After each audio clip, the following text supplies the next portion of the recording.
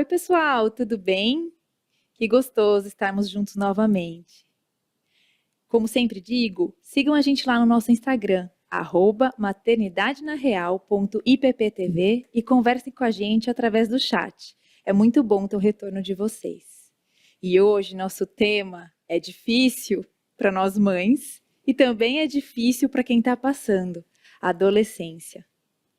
Eu ouvi uma pesquisa e a pesquisadora falava assim, que na verdade a adolescência é você aprender a pisar no acelerador, mas ainda não sabe pisar no freio. Então você vai embora nas emoções, mas esquece do racional.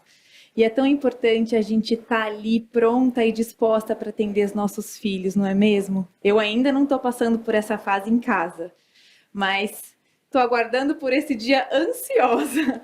E hoje, quando eu cheguei aqui, falei, eu vim toda de preto para gravar sobre adolescência. Na minha época era gótico. A Lê, que ajuda a gente aqui na produção, falou que eu vim de emo. Mas acho que esses dois termos são cringe, ou não. Já caiu também esse termo. Gente, é tão difícil. O que será que o Rafael vai falar quando chegar na adolescência? E o nosso depoimento de mãe hoje está super especial com a Paty, que é mãe de um adolescente, mas também é professora de adolescentes. Eu queria pedir para rodar o nosso depoimento de mãe.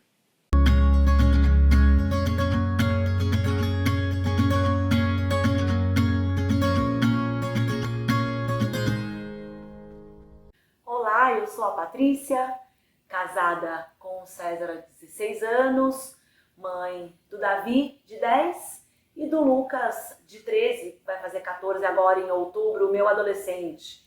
E ser mãe de adolescente tem sido um grande desafio, um grande aprendizado e, sem dúvida, uma grande surpresa.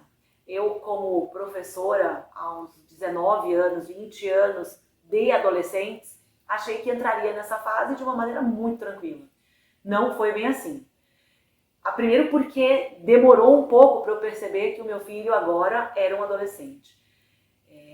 Entrar na primeira loja de adulto para comprar roupa para o meu filho, comprar um sapato na seção de adulto, precisei respirar uns 3 segundos e olhar para o meu filho e perceber que ele já não era mais aquela criancinha. Agora ele era um rapaz maior do que eu, calçando 40, 41, que tinha mudado fisicamente e que, lógico, também tinha mudado na sua forma de agir, na sua forma de falar, e eu tinha que aprender a lidar com essa situação.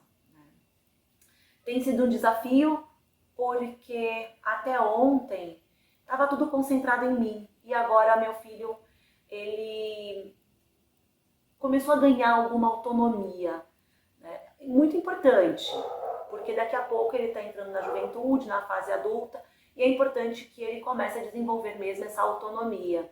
Mas ao mesmo tempo, angustia como mãe, porque até ontem o controle estava nas minhas mãos, né? E é a hora que a gente percebe o quão dependente de Deus nós somos, como mães, né? Porque agora eu, além de orar, eu preciso confiar. Confiar no que nós ensinamos ao meu filho como criança. Nunca aquele versículo que nos diz que devemos ensinar as crianças no caminho que elas devem andar fez tanto sentido na minha vida. Precisamos confiar em Deus e na condução do Senhor na vida dos nossos filhos. Eu sei que os meus filhos foram ensinados e têm temor a Deus, mas ao mesmo tempo, como mãe, nós devemos estimulá-los a estar na igreja, nós devemos nos tornar disponíveis para conversar, entender as crises, entender as transformações, estar pronta para ouvir, pronta para conversar, né? E é um momento que a gente precisa, às vezes, guardar um pouco a nossa ansiedade como mãe, porque a gente quer ver o nosso filho bem, a gente quer o melhor, sabemos disso, mas antes de qualquer coisa, nós sabemos que tudo está nas mãos de Deus. Então, exercer essa necessidade do Senhor tem sido também um grande aprendizado como mãe de adolescente. Né? E graças a Deus por isso, porque Deus vem nos tratando como mãe, como filho e cuidando de todos nós.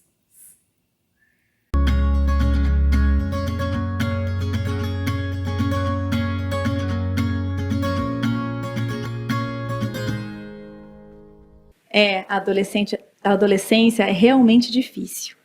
É o período em que a identidade deles está se formando, em que o emocional está em constante mudança, um estresse interno que a gente nem lembra mais, para ser sincera. Mas graças a Deus, Deus está sempre com a gente nos direcionando. E é isso que a gente vai conversar aqui hoje. E na nossa roda estamos eu, Elza, Rafa e a Marcinha.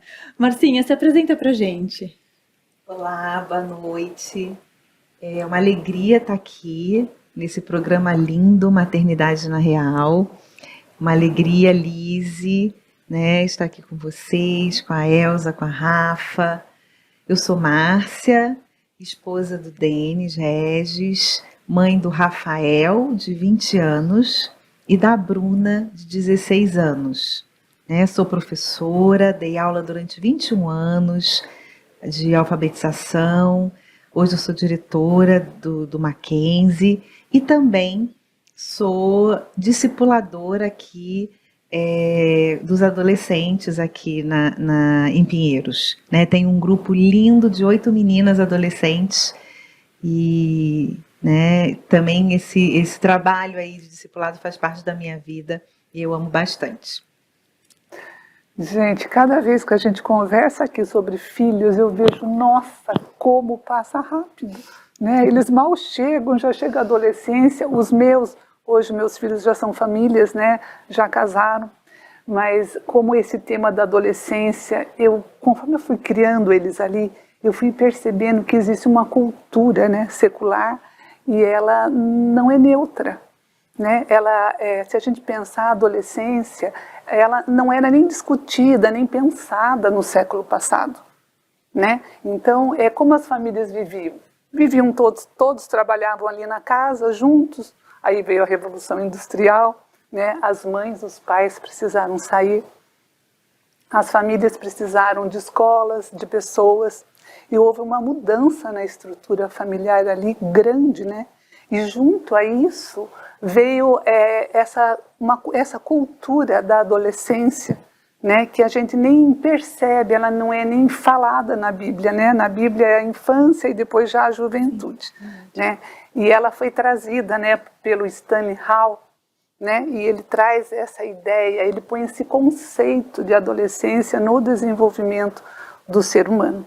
Né? E tudo o conhecimento é muito bom, porque realmente é uma fase que tem muita alteração hormonal, física, relacional, né? E dentro disso tudo parece que eu não sei de onde vem, né? Mas eu sei para onde vai, né? Porque vai para o relacionamento com os adolescentes, mas traz um aspecto, né, da adolescência, parece que ela vem com um tempero de rebeldia, né, numa das tantas outras coisas que compõem a adolescência. Acho que aqui você é a que mais se lembra da adolescência, não é, Rafinha? Gostei do gancho aí, gente. Eu sou a que estou mais perto dessa fase. Isso. Mas eu lembro, e eu acho que como pais é importante a gente buscar na memória que adolescente nós fomos, né? Porque, por mais que tenhamos experiências tranquilas, que tenha sido mais fácil, que não tenha sido aquele quadro tão clássico de rebeldia, a gente também teve os nossos conflitos, né, de adolescente. E é realmente essa fase que a tia Elza comentou, a Paty também comentou, de transição, né, uma transição visível do corpo hormonal, nos meninos, a voz. Eu lembro que a gente fica ali num momento que você não tem roupa de criança e a de adulto não cabe, você vai numa loja, a mãe nem sabe onde a gente compra roupa mais, então você fica num momento de transição muito importante. E aí eu acho que os pais, é um momento também que eu acho que a gente vai solidificando um pouco a nossa identidade, e um momento da transição também do filho ir assumindo um pouco a responsabilidade da sua própria jornada. E aí os pais, né, os adultos que estão ali, têm esse desafio de ser o suporte para isso. E aí, Márcia, você com sua experiência aí, já de 2 filhos e com tudo que você tem vivenciado, né, tem uma dificuldade também para os pais de como que a gente administra, né, essas emoções. A gente vê as emoções nos filhos, nos adolescentes ali em ebulição, né, essas emoções também em transição, e como a gente administra e lida com tudo isso. Muito boa, né? A gente escutando vocês, é importante retomar esse conceito realmente de adolescência, né? A adolescência, ela é marcada por mudança, né? Então, ela é a mudança da criança para a fase adulta. E ela é exatamente essa fase de transição. Então, as primeiras mudanças são realmente físicas, né? Ele começa a se perceber crescendo. E existem questões hormonais envolvidas, e aí existem as questões psicológicas, porque a Rafa falou que é uma fase realmente de construção e estruturação da sua identidade, e ele está começando a se enxergar uma pessoa muito diferente, né, daquela criança. Então ele se olha no espelho, ele é uma pessoa que está mudando, que tem lá as espinhas, né? Ele às vezes não gosta muito do que está vendo, né? Então, falando bem do aspecto físico que marca esse período de mudança, vem com ele as questões emocionais e psicológicas. Só que, da mesma forma que nasce um adolescente, nasce também a mãe do adolescente, né? Porque essa mãe, antes, era mãe de criança. E é muito interessante que a gente, enquanto mãe, se prepara muito para o bebê. Não é verdade? Quantos livros nós lemos sobre Perguntas, estuda. Perguntas, como é o bebê, como ele vai aprender a mamar, como ele vai... Então a gente conhece cada fase do desenvolvimento ali infantil, né? A fase dos porquês, né? O engatinhar. Nossa, você sabe cronometrado o período que ele tem que engatinhar. Márcia, e mesmo assim, na hora H, parece que a gente não leu o suficiente, né? Parece que não deu. Porque aí o filho não vai engatinhar naquele período, aí, mas o que aconteceu? Né? Mas a gente se prepara, né? A gente lê e tal. Só que a adolescência, ela chega muito de repente. E chega no momento que você está muito envolvido ainda com aquela fase de infância, né? Quando as coisas começam a se acertar, ele começa a aprender, né, a ler, ele começa, né, a aprender a se comportar melhor. E aí a criança, ela é esponjinha, ela é o período que ela retém todas as informações, vai guardando e brincando. Muitas vezes ela não expressa muito daquilo que a gente está ensinando. Mas na adolescência, ele começa, o filho, né, se expressar um pouco mais. Ele começa a falar o que sente. Ele começa a omitir algumas opiniões. E aí, nós, enquanto mães, né, muitas vezes nos assustamos um pouquinho com algumas opiniões que não foram ensinadas por nós, né? E vem o conflito, né? E vem aí o susto. E a gente muitas vezes reage, né, de forma um pouco negativa, vamos dizer assim, tá? E aí eu vou pegar o gancho no que você falou, Elza, né, dessa marca cultural de que o adolescente é rebelde, né, essa marca, esse mito, né, que o adolescente, ele é um aborrecente, né? Então, culturalmente, essas pessoas que estão na fase de mudança, na fase de transição, já carregam esse rótulo, né? E as pessoas têm essa expectativa. E é uma pena. É uma pena porque as pessoas são muito diferentes. Os adolescentes são muito diferentes. Eles se expressam, e como existe esse rótulo cultural, na hora que ele começa a se expressar, aprender a colocar, aprender, né, a omitir opinião, é um aprendizado. a gente já pensa, opa, lá tá vendo a rebeldia contra mim, tudo que eu ensinei, a gente já carimba. Isso, né? Isso, infelizmente, vem um outro ponto que você falou muito precioso, que atrapalha a essência da nossa vida familiar, da nossa vida de convivência, que são os relacionamentos. E é muito legal porque a fase da adolescência é a fase que você começa a estabelecer realmente um relacionamento com seu filho. Porque a infância é muita doação, né, gente? É doação, é correr, é formar. Mas na hora que você tá colhendo, vai colher um fruto ali de relacionamento gostoso, vem um pouquinho essas questões. Eu, na fase da adolescência do meu filho mais velho, foi bem desafiador, né? E aí é o primeiro, né? Então, é o primeiro que a gente se depara com a adolescência e, tadinho, ele também é o primeiro a ver a mãe do adolescente nascendo, né?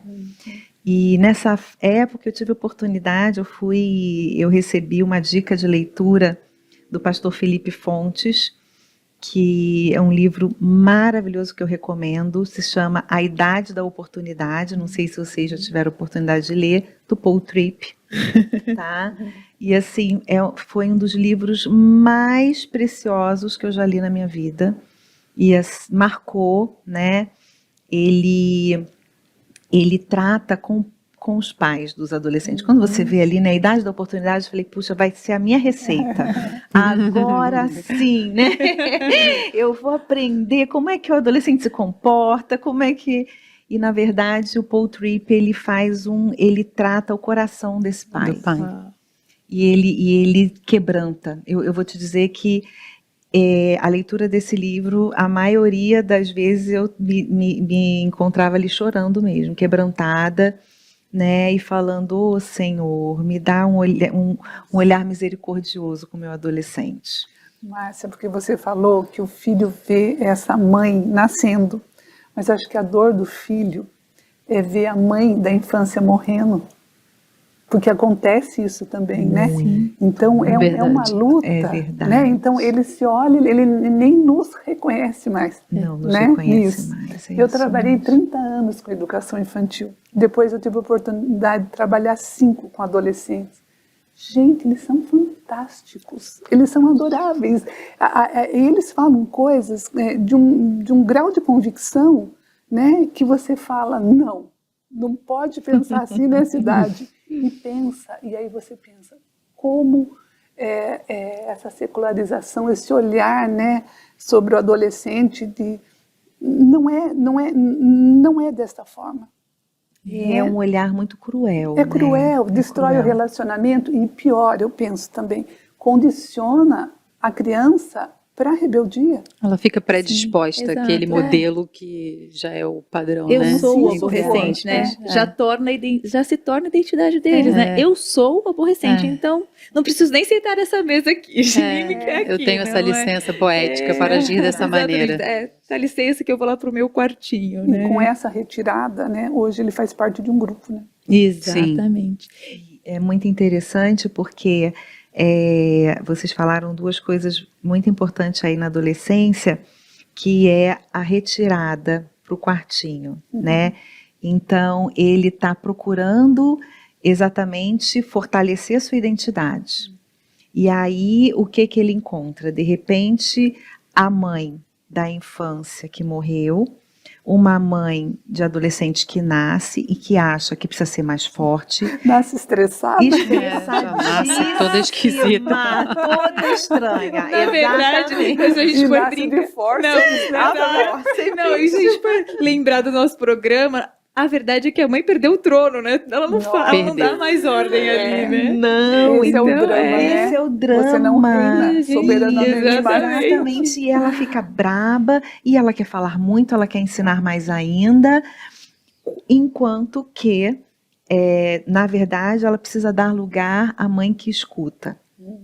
Porque o que mais nós precisamos na adolescência é ouvir esse adolescente.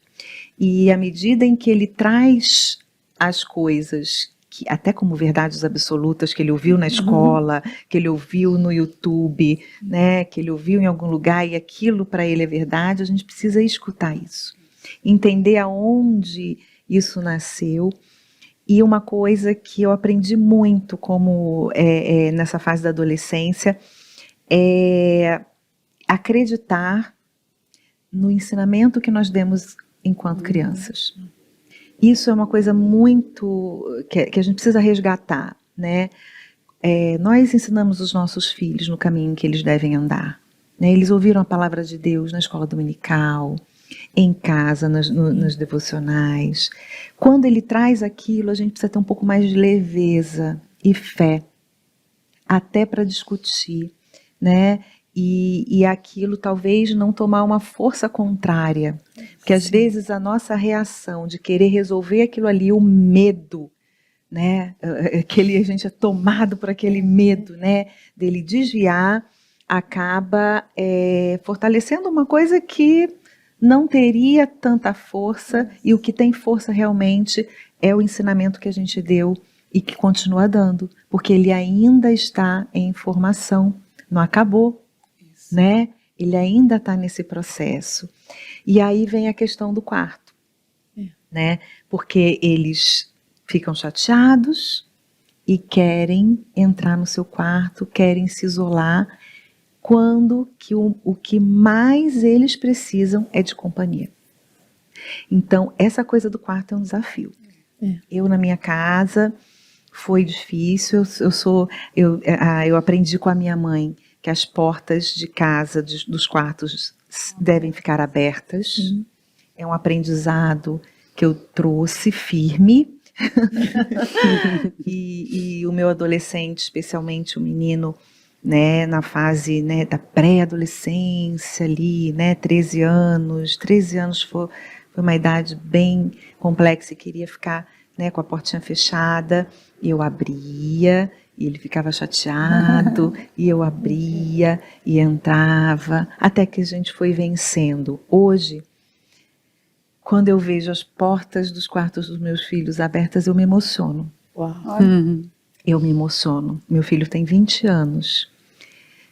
E ele dorme com a porta aberta. E ele, né? Então, eu sei que foi construído. Sim, com certeza. E eu aprendi, né? Isso não foi fácil, com certeza foram com muitos erros, mas nessa fase a gente tem a tentação de achar que é hora dele ficar ali quietinho, que é hora de deixar, mas não é. É o contrário, né? É o contrário. É o contrário, é hora de aproximar. Que coisa linda, né? A gente ouvir isso. Porque hoje, na hora que ela começou a falar, eu já pensei, eu vou comprar um apartamento estúdio. Tudo aberto. Resolvi o problema. Boa. Maravilhoso. Mas eu fico pensando que em casa a gente ainda tem um certo controle, né? Mas e a hora que vai para a escola, Márcia? Você que está nesse ambiente escolar, como é que é? Como é que é a adolescência dentro da escola? Porque assim, eu sempre penso nisso. Quando eu estava na minha casa, eu estava debaixo do olhar e da autoridade dos meus pais. E não que eu fizesse alguma coisa de errado na escola, porque eu fui uma adolescente tranquila. Mas e quando a gente vai para a escola que, a princípio, os nossos pais não estão vendo, né? A gente ainda não tem aquele entendimento do que fazer, de como agir. Como é que é? O que você tem visto? Conta pra gente. A escola tem sido um grande desafio, né? E os adolescentes são criativos, então cada geração traz a sua novidade, né? Mas eu também fui uma adolescente muito tranquila. Não me lembro da minha mãe ter sido chamada na escola por minha causa. Mas eu me lembro uma vez que eu estava com as minhas colegas e falei, puxa, vamos dar uma fugida da escola hoje? Né? E a gente tinha se mudado, a escola era num prédio, numa região, né, da Ilha do Governador, no Rio de Janeiro, e se mudou para um outro bairro, era novo prédio, a gente viu um portãozinho ali, e eu e minhas 3 amigas combinamos que nós íamos fugir. Olha as ideias, né? Olha gente? as ideias. Ideias criativas. Não façam isso. E nós fugimos, saímos correndo, fomos na pracinha, ai que legal, ninguém viu a gente, voltamos e tal.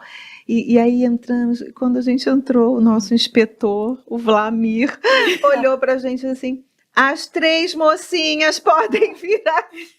Ai, gente, eu também tenho uma dessas. Acabou com a alegria. Acabou com a alegria e falou com a gente, olha, eu só não vou chamar a mãe de vocês, que vocês estão aqui desde o maternal, nunca fizeram nada, não sei o que vocês inventaram dessa vez. Mas a gente foi um susto tão grande que nunca mais.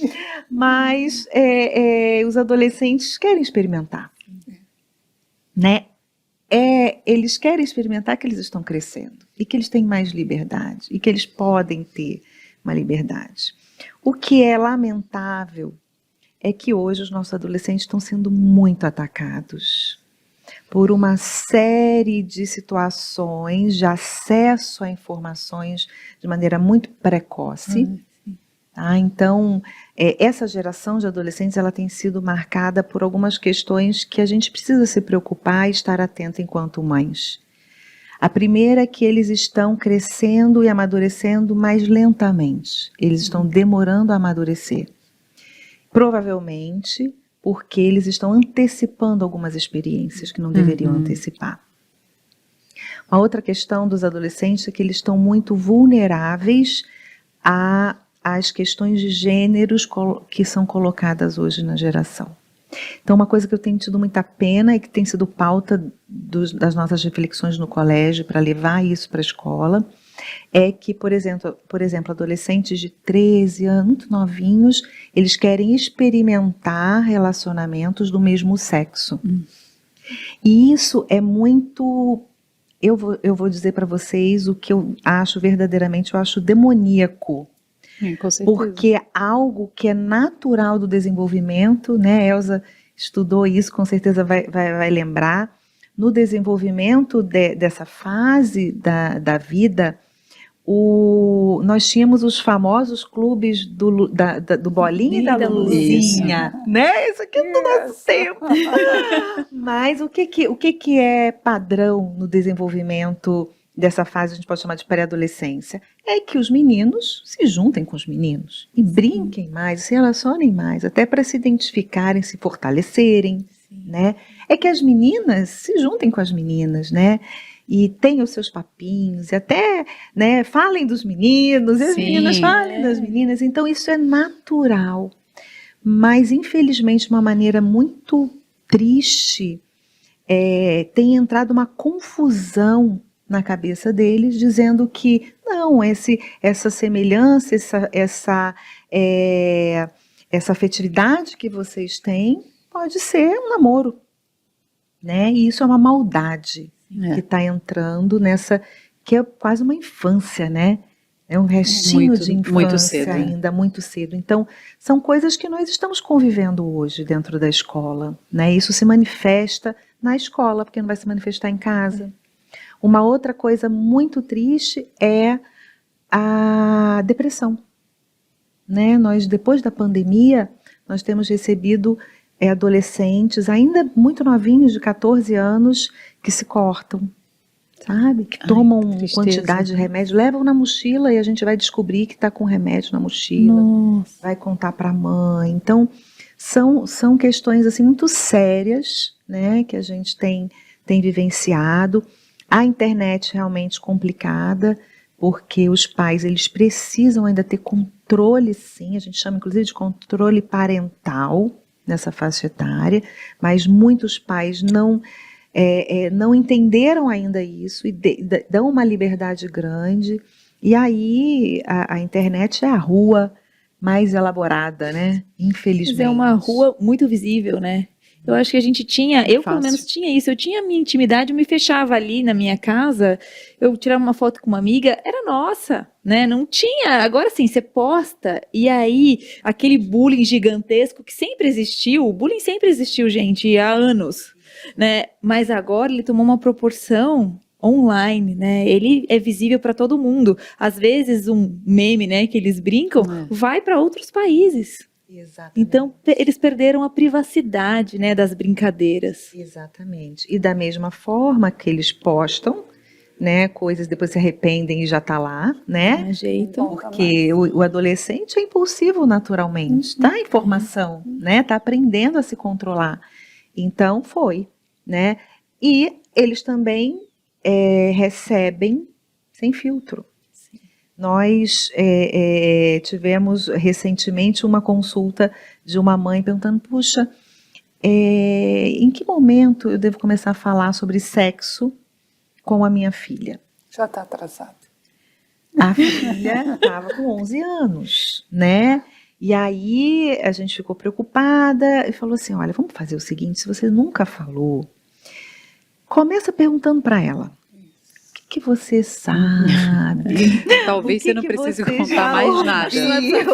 Exatamente. E quando a gente deu esse conselho, eu imaginei que alguma coleguinha tinha falado já, né? A gente vai imaginando isso. Mas, infelizmente, a filha, graças a Deus ela deu essa abertura, ela teve a oportunidade de escutar. A filha foi no YouTube, entrou num site pornô e viu todas as coisas ali. Então, olha que difícil, que perigo. Mas é um perigo, né? É um perigo. A minha irmã, Gente. mais nova, tem um filho que ia começar a aprender o sistema reprodutor. Ela falou assim, ih, chegou a hora.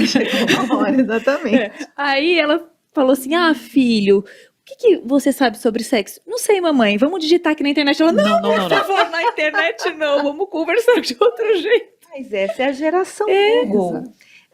Eu trouxe até um livro aqui, falei para a Rafa, um livro que eu estou lendo, muito interessante, o título dele é E. Jane, né? Eu até indiquei lá na outra live, né? É de uma autora americana, da Twenge, muito legal, ela trabalha só com pesquisa, e ela está nomeando essa geração Z, né? Essa geração dos milênios, ela está chamando essa geração de I-Gen, ou I-Gen, né? Que é a geração da internet. Então, é uma geração que está sendo modelada por esse movimento de estar com o iPhone desde que nasceu. Sim. Né? E tenho dúvida, põe no Google. Professor Google responde tudo. Isso, não estava na nossa pauta. Eu cuidando da minha netinha da Lorena, essa semana, linda. eu dei um livrinho para ela de adesivo de dinossauros. E aí tinha um dinossauro, ela perguntou, vovó, esse dinossauro é carnívoro? 3 anos. Eu fui folhear o livro porque eu não sabia se ele era carnívoro. Ela virou e falou assim, não, vovó, não procura no livro, procura na internet, faça uma pesquisa. Eu olhei para ela assim, falei, eu não sei o que é pesquisa. Para ver, né? Ela falou, vovó, é procurar por respostas. Oh, meu Deus, coisa mais linda. A Lorena está com quantos? 3. Coitada da Rafaela, que é a mãe da Lorena. Rafaela, linda. Mas aí, Márcia, a gente, né, voltando ao assunto das escolas, né? A gente, quando trabalha em escolas, você não trabalha só com o aluno, você trabalha com a família. Isso. E você trabalha com a cosmovisão da família. Isso. E isso é tão difícil, é isso que você comentou, né, Lise? Você faz aquele trabalho ali na casa, né? Mas ele tem que se relacionar. E é no relacionamento que ele vai se conhecer, vai se testar e, pela graça de Deus, vai se fortalecer. É verdade. Mas o problema é que eu vejo, né, pelo menos eu sentia muito isso, é que os pais, às vezes, negociam as próprias incoerências dos pais com as incoerências dos filhos. É verdade. Porque é difícil. Nós, cristãos, às vezes, é difícil falar isso. A gente negocia até as nossas idolatrias com as idolatrias dos nossos filhos. É verdade. Né? Então, essa questão, e fica assim, todo esse cuidado, toda essa dificuldade da adolescência, parece que a gente quer pôr na caixinha do biológico. Né? Não são os hormônios, não é a fase, ele tem que fazer tudo isso mesmo, ela tem que reagir assim, tem que ter essas mutilações, tem que ter esses estresses, tem que ter essas decisões assim, quase sem volta, né? E não é desta forma. Mas como você bem falou, na adolescência a gente precisa ganhar o direito de falar. É verdade. Porque na infância você fala, e a criança quer que você fale, porque no começo ela nem fala mesmo, né? É monólogo nosso. Falar com você, né? E aí agora na adolescência, o ouvir, né? Sim. Que aprendizado é ouvir, né? E ouvir não as palavras. Foi uma das maiores dificuldades minha, né? Porque eu ouvi as palavras, o acesso ao coração é difícil, né? Então, assim, quando eu trabalhei com os adolescentes, eu trabalhei sem preparo, né? Aquele livro Instrumentos na Mãos do Redentor, nossa, me ajudou muito. Porque eu tive todo esse... Era uma sala muito gostosa que tinha, eles marcavam na agenda e não era assunto pedagógico. Como eu defini esse tempo que eu estive lá com eles? Era uma mãe de plantão, porque os assuntos eram assuntos para uma mãe ouvir. Né? E você vê a dificuldade do acesso que já não tinha, ou a mãe que já não estava, porque estava em outra função. Então eu fico vendo a necessidade da gente mesmo resgatar esse estar com eles de maneira intencional. Eu acho que isso que é importantíssimo, né, Rafa? E a Márcia trouxe um ponto que por Deus mesmo, que eu tive esse clique em algum momento, né? O meu mais velho tem 9 anos. E ele é muito falante. Ele é de contar, de contar que fez coisa errada, de tirar dúvida. Sempre. O detalhe ele conta. E assim, às vezes chega a ser exaustivo, sabe? Meu Deus, não precisa me contar toda hora tudo que você fez alguma coisa errada, porque agora eu tenho que tomar uma providência. Uma coisa simples. Mas eu vejo que é de Deus mesmo. Eu sempre vi isso, eu falei, como uma oportunidade. Eu preciso estabelecer esse laço. Ele precisa saber que aqui ele tem um canal de alguém que vai ouvir. Mesmo que seja uma coisa errada, eu vou disciplinar, eu vou orientar, vou corrigir, mas ele pode me contar. E aqui ele pode tirar dúvida, mesmo que ele tenha vergonha. E às vezes são coisas, já vieram perguntas assim que eu acho precoce, eu vejo que ele tem vergonha de perguntar. Ele fica rodeando, ele fala com a cabeça dentro de uma almofada, ele chora. Você vê que ele quer falar, mas ele está constrangido, mas eu falo, fala, vamos fazer uma oração antes, quer falar depois, quer beber uma água, é sobre o quê, quem te falou, porque lá na frente, né, quando eles estiverem no quartinho e na verdade ele precisa de uma companhia, ele precisa ser ouvido, esse laço já está estabelecido, né? Eu não vou precisar daquele momento começar a construir alguma coisa. E a gente vê que na adolescência fica essa revolução individual e em grupo, né? A gente tem tanto... Eu lembro muito de problemas de autoestima que eu tinha. Eu sempre fui muito magrela, meu cabelo sempre foi cacheado, eu cresci e tinha estria. Então, tudo isso ia me colocando num lugar... A gente é irmã. Exato. Ia me colocando num lugar, eu falei, meu Deus, tem aula de natação, aí eu vou ter que botar um maiô. Só que eu não era cristã, os meus pais também não. E assim, são conflitos que todo adolescente vai ter, mas se eu tiver alguém que me fale, Deus que te criou dessa maneira, né? O conflito vai existir, mas não é uma verdade que meu pai está me dizendo, não é ele que está dizendo, papai te acha linda. Foi um criador na sua perfeição, me fez dessa maneira, né? E um ponto que a Márcia falou, que eu concordo muito, é quando a gente chegar lá, né, eu e Lise, que ainda temos aí uma estrada. Você tá perto? Você tá mais próximo. Eu tô mais perto que a Lise. Bem mais próximo. A gente precisa ser esse pai, essa mãe que está disponível. Sim. E resgatar para esse filho, né, a verdade que a gente ensinou lá atrás, né, que embora ele esteja buscando aceitação, pertencimento, eu acho que a gente tem que plantar que ele tem que viver isso em casa, né? Aqui ele pertence a esse lugar, aqui ele é aceito do jeitinho que ele é, que ela é, tentar fazer isso de forma intencional, como o Chelsea falou. Mas é uma coisa que eu aprendi também, né? A gente só fala se o outro puder nos ouvir. Então, eu ouvi cada coisa que eu pensava, meu Deus, por que tem que me falar isso? Às vezes vem uma bobeira. Cara, não quero ouvir vou essa ter que parte. agora ter que tomar uma atitude. Assim, mas vocês aqui na roda estão falando o tempo todo, né? Que o adolescente, né, a criança, o pré-adolescente, está lá falando.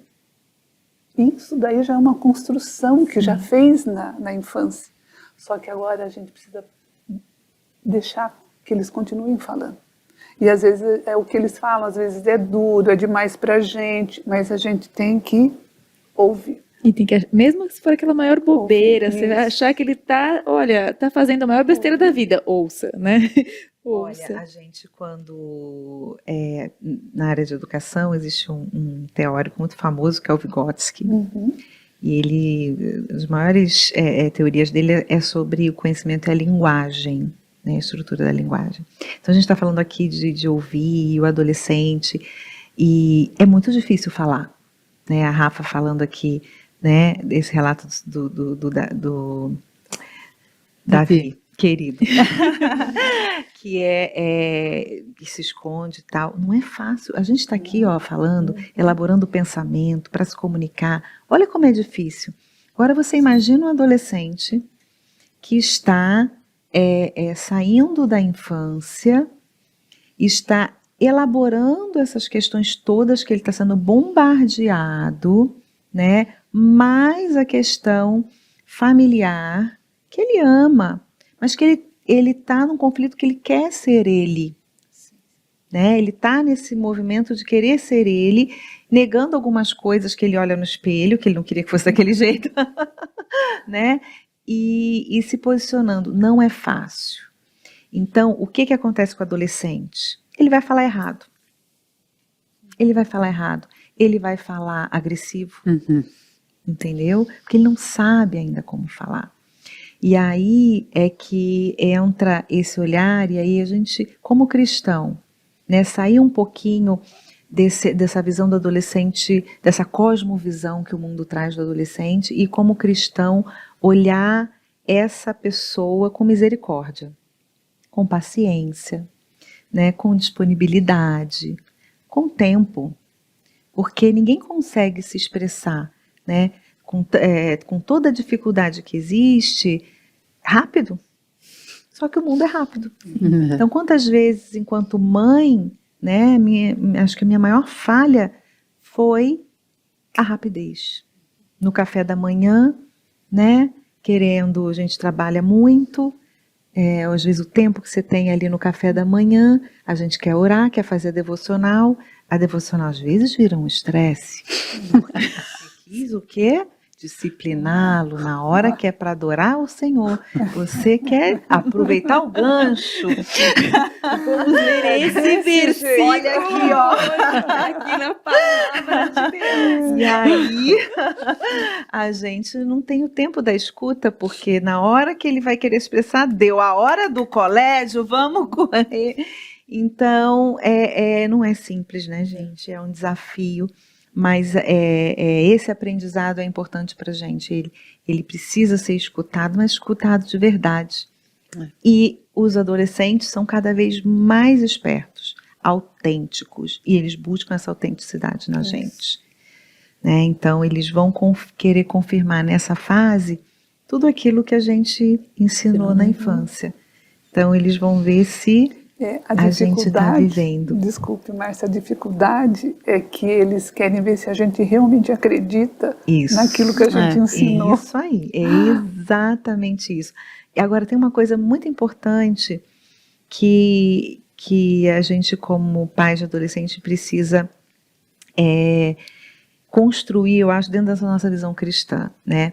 Uma coisa que a gente ouve, né, e vira um senso comum eu estou criando filho para o mundo. Não é verdade? Eu estou preparando ele para aquela autonomia, e é fato, ele vai estar na escola, vai estar sozinho, né? Como é que vai ser isso? Mas nós não estamos criando filhos para o mundo. Nós estamos criando filhos para a glória de Deus. Amém. E a gente precisa redobrar a atenção. Se a nossa atenção para a criança era ali cercadinha, era uma atenção mais fácil. A atenção para o adolescente, ela se ampliou, mas ela continua. Eu acho que as nossas grandes falhas, os nossos grandes erros é achar, agora ele vai se virar lá. Não vai. Não vai. Então, como é que a gente faz nesse momento em que ele realmente vai estar sozinho em outros lugares? Nós vamos aí aumentar a nossa rede de atenção. Qual é a escola que eu vou escolher para o meu filho? Onde eu vou deixar ele dormir na casa do amigo? Até, gente, com que pessoa da família ele vai ficar?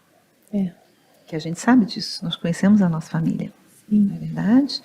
Sabe que a Elza, só um parênteses, outro dia ela trouxe aqui um testemunho de que, acho que foi com o Murilo, né, Elza, que ela tentava falar com ele, repetir, ele não conseguia entender, e ela pegou e falou assim, Murilo, então fale a alguém da nossa igreja que você quer que te explique isso. Não é, Elza? E aí vocês foram na casa dessa pessoa, e essa pessoa, nessa rede de apoio, falou e todo mundo aprendeu, né? Não é que só o Murilo aprendeu. Né? Não, na verdade, foi com a Rafa. Ah, foi com a Rafa? Mas aí seguiu, o Murilo também seguiu. Nesse dia me chamou muita atenção. Ela é 5 anos mais velha que ele. Então íamos eu, ela e o pai.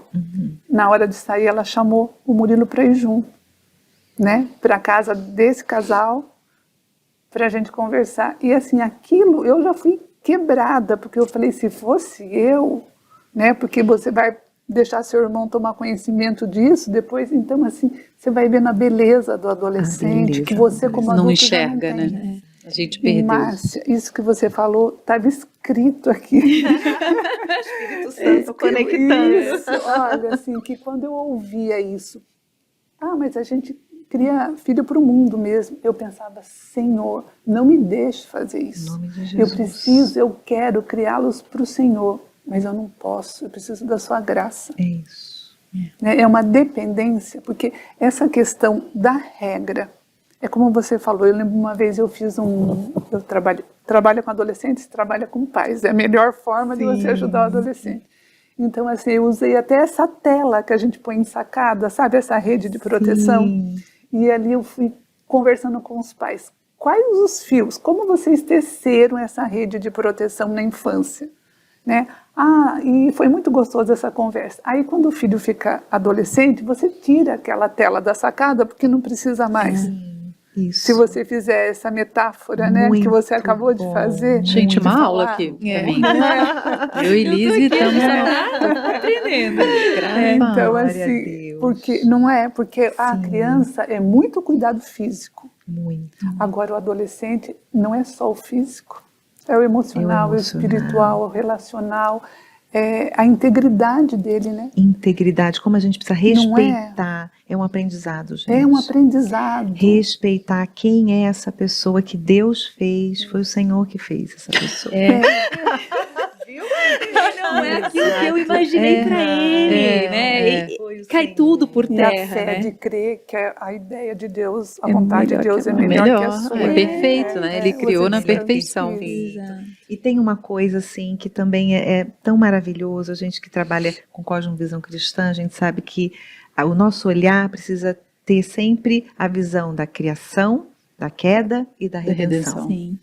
Então Deus criou, e na infância a gente acho que vive muito essa coisa da criação. Olha que Deus criou essa coisa fofinha, né? Ele aprendeu a tirar a roupa, né? Já fica de cueca pela casa. Coisa linda. Aí quando vai entrando na pré-adolescência, a queda tá ali exposta totalmente, né? O pecado, e o meu pai como é pecador, esse meu fofinho.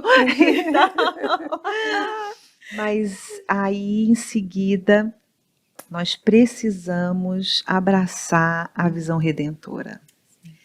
E para nós, enquanto mães. Então, se a gente vê, né, que em determinado momento eu não consegui fazer do jeito que eu planejei, né? A gente estuda, somos educadoras, mas naquele aspecto eu não consegui, né, deixar Deus agir. Muitas vezes a gente foi, né, a gente deixou pega o controle, né? pegar o controle, né, não deu certo ali, mas para o Senhor vai dar certo, né? E aí a visão redentora está ali presente. Então, acho que na adolescência é importante, eu acho, essa visão redentora, porque são muitos momentos, a vida não é uma coisa linear. Né? A vida não é uma coisa, ela traz sempre umas surpresinhas para nós. Né? Então a gente precisa crer, né, nesse olhar de Deus pro adolescente. Eu tenho um grupinho de adolescentes, eu falei no começo, que a gente faz discipulado, né? São 8 meninas, e aí é um espaço onde elas têm oportunidade de falar, não é para mãe, não é para o pai. Tem famílias, são meninas com famílias maravilhosas, mas eu acho que é esse aspecto que você trouxe, Elza. Muitas vezes é uma outra pessoa na rede que nós temos de amor, na rede de continuidade dessa proteção, desse encaminhamento, desse ser humano que está em formação, né? Onde ele tem a oportunidade ali de ouvir a palavra do Senhor, mas também de expor o pensamento e de orar. Eu acho que a nossa, se eu posso dizer algo rico na nossa experiência de discipulado, é o tempo de oração que a gente gasta. Todo encontro de discipulado, todas nós colocamos os nossos pedidos e todas nós oramos umas pelas outras. Né? Todas oram. Então, assim, esse crescimento, e na oração encontro calma, na oração Deus age, né? Então é muito, muito importante. Eu vejo na adolescência, eu li um livro quando o Rafa era pequenininho, que se chama Criando Meninos. Não sei se vocês tiveram oportunidade. E tem o Criando Meninas também. Criando Meninas. Os dois. E foi um livro tão interessante que eu li quando ele era pequenininho, acho que era da idade do seu Rafa, quando eu li, e eu me lembro que tinha um momento, eu mostrei até para o Denis, falei, olha que interessante, ele diz que chega uma fase ali da adolescência que o pai deixa de ser o super-herói, e muitas vezes a pessoa de referência dele é o professor de educação física, e eu falei, gente, que importância, o nosso olhar, quem é esse professor de educação física? Quem é essa pessoa, né, da igreja também que a gente está convivendo. Que é a referência, né, que se tornou uma referência ali naquela fase, né? Naquela fase. Então, se tem um aprendizado que eu tive, talvez até posterior a alguns erros, foi que a nossa atenção na adolescência precisa continuar. Então, ele está sozinho, ele está em determinado lugar, mas ele ainda é menor. A criança ainda precisa de regras, limites, né, Elza? Regras, limites, né? E é interessante, porque quando eu tive esse trabalho com os adolescentes, eu não tinha percebido, eu sabia de maneira racional, mas eu percebi que a igreja que eu falo, as pessoas, eles são escudos em volta do seu filho. Sim. Então eu vi os meus filhos escudados, assim, protegidos, podiam ter pessoas, tinham mais pessoas criando os meus filhos junto comigo, sabe? E eu via os da escola, que não era uma escola cristã, eles não tinham esse escudo. Isso né? mesmo. E eu vi assim o quanto aquele trabalho, que foi uma coisa que Deus fez, eu não tinha como fazer, como rendeu, como Deus provê até para aquele que não tem, como Deus é bondoso, né? E como ele é assim, ele está fazendo isso pelos nossos filhos, a gente precisa ter essa perspectiva. Voltando nas regras, Liz, eu pus aqui, ó, Eclesiastes 11:9, ó. Alegra-te, jovem, na tua juventude, recreie-se o teu coração nos dias da tua mocidade.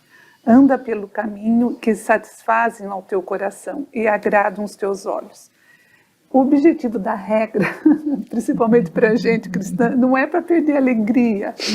Né? A regra aqui é para você se alegrar de verdade, para você se divertir, para você realizar os desejos do seu coração.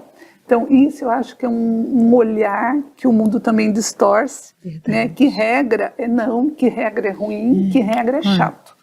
Né? E ele fala aqui que a regra, né, a orientação, ela tem um propósito útil. Né? E ele continua lá em Eclesiastes 11:9, sabendo, né, porém, que de todas as coisas Deus te pedirá contas.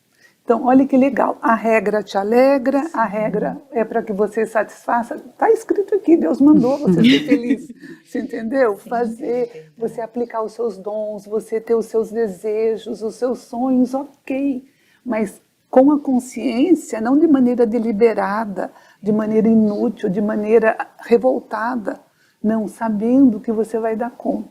E toda regra, né, principalmente a de Deus, ela é prática. Ela fala, tá bom, então eu quero ser alegre, eu quero prestar conta para Deus, como eu faço isso? Eclesiastes segue, né? Eclesiastes 10. Afasta, pois, o teu coração o desgosto e remove da tua carne a dor, porque a juventude e a primavera da vida são vaidades. Olha a dica. Primavera e juventude. Primavera é uma estação. Adolescência também é uma estação de um ciclo de vida. Sim. A primavera é o florescer. Adolescência também. E ela está antecedendo os frutos. Que lindo. Né? E aqui, ó, o que mais me chamou a atenção quando eu vivi a adolescência dos meus filhos era que Deus faz, gente, isso que vocês falaram, a evidência da fé começa a aparecer neles. Né? É real. Eu lembro da Bernadette, uma vez que numa aula de sala de casais, ela falou assim: Elza, você achou que algum dos seus filhos não iam andar? Falei, não, né? Eu achei que eles iam aprender a andar, mas eles caíam muito, mas eu sempre achei que eles iam andar. Então, Deus vai fazer o mesmo com isso, a adolescência, Deus vai dar conta. E às vezes é tão difícil que Deus dá conta apesar de nós. Mas graças a Deus por isso. A maioria das vezes. A maioria das vezes. E a gente, enquanto adolescente, né, a gente não vê essa beleza da regra, né? E os pais também comunicam essa regra de uma outra maneira. E aí a gente, né, quer burlar essas regras de alguma maneira, porque a gente também, eu vejo que é uma fase de medo também, né? A gente tem medo de não ser aceito, tem medo de frustrar os nossos amigos, de frustrar os nossos pais, ainda que a gente não verbalize, né, que diga que estou pouco me importando, mas tem um medo de frustrar os pais, né? Tem um medo de ficar só. Normalmente é da boca para fora. É da boca para fora, com certeza. Porque quando a gente está matando a aula, o medo é que meu pai descubra, né? Não só pela consequência, mas pela frustração e a decepção que aquilo vai causar. Mas você quer continuar matando a aula, né? Sim, gente, eu fiz isso uma vez. Olha, eu fui uma excelente aluna. Eu fiz uma vez. No dia que eu fiz, o inspetor também. Turma 81, já para não sei onde. Mas a gente, é uma fase de medo, né? É uma fase de medo também. É outra face que a gente também tem que lidar, né? Como pais, como o adulto que está ali auxiliando e suportando esse adolescente. Exatamente. É uma fase de insegurança, né? Porque ele não sabe o que ele vai enfrentar. Um outro sentimento muito presente na adolescência é a ansiedade. Se tem uma palavrinha que eu ouço muito, tanto no grupo de adolescentes quanto na escola, é a ansiedade. Eles têm medo de decepcionar realmente os pais nesse futuro. É algo também que a pesquisadora lá americana fala no livro dela, né? Essa é uma geração pessimista e que tem medo do que vai acontecer no futuro, porque as expectativas dos pais hoje são muito altas. Os pais têm uma expectativa de sucesso dos filhos muito alta. Eles investem muito mais nos filhos do que as gerações anteriores, né? Nós investimos muito mais, né? Os meus pais investiram a metade em mim, financeiramente inclusive, tempo, do que nós, por mais que a gente trabalhe muito, a gente investe muito também. Então existe humanamente uma cobrança, e não é a cobrança da nossa casa, é uma cobrança social dessa geração, isso vai passando de um para o outro, né? E só que nesse momento, o que mais o adolescente precisa é do acolhimento. Você falou isso, Rafa, e é verdade, em casa, ele precisa saber que em casa é o lugar do porto seguro. É o lugar em que ele é amado do jeito que ele é, né? E eu pensei também aqui em trazer qual é a visão bíblica, né, para o adolescente. Qual seria, né, esse olhar que a gente às vezes, essa fase que passa tão desapercebida aí na Bíblia, né? Fala da infância, da juventude e tal, mas a adolescência passa. Mas a gente tem lido o livro de Provérbios, e eu creio que o livro de Provérbios, ele traz alguns ensinamentos bons para essa fase da adolescência. Ele começa muito com orientações do pai para o filho, né? E Provérbios 1, de 8 a 10, diz assim: Filho meu, ouve o ensino do teu pai e não deixes a instrução da tua mãe, porque serão diadema de graça para a tua cabeça e colares para o teu pescoço. Filho meu, se os pecadores querem seduzir-te, não o consintas. Então, se tem uma palavrinha de visão bíblica para o adolescente, essa palavrinha se chama obediência. Parece que ela vai muito na contramão De tudo que eles fazem. de tudo que eles fazem. Mas o nosso papel, enquanto pais, é dizer, mas a gente precisa aprender a obedecer. Você vai ser, sim, o mundo vai querer te seduzir, o teu colega vai querer te seduzir, né? Vai ser atacado, sim, mas olha, não consinta. E a gente precisa ter fé, ensinar e ensiná-lo a trilhar no caminho da obediência. É isso que Deus quer para os nossos adolescentes. Amém. E a verdade é que eles não são nossos, né, gente? Pela graça de Deus, eles não são nossos. E Deus, Ele vai cumprir o propósito dele na vida dos nossos filhos, independente de nós. Né? E o que ficou para mim, gente, de lição é que, primeira coisa, tenha o ouvido aberto para o seu filho. Abra sua casa, seu coração para ouvir. Entenda. Aquele problema que ele está passando, por mais bobo que pareça para você, é real e enorme para ele. Né? Às vezes, quando a gente pensa, olha para trás de tudo que a gente passou, de tudo que a gente viveu e como a gente se sentia naquele momento, a gente vê que era tão pequeno perto do que a gente está passando hoje, mas Deus jamais deixou de ouvir você.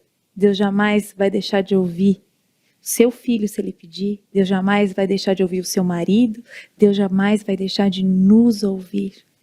Entrega, confia.